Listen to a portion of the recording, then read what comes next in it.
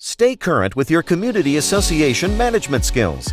CMCAs must recertify every 2 years to maintain the credential. Renewing your certification preserves your CMCA credential and shows your commitment to the community association management profession. Get started by understanding the recertification requirements and learn why keeping your CMCA current helps you to succeed. Complete 16 hours of continuing education. Your credit hours must relate to community associations management or contribute to the professional development of the CMCA. Choose the course you want to take. CAM ICB has approved more than 200 classroom and online courses. Visit camicb.org for a full list of courses.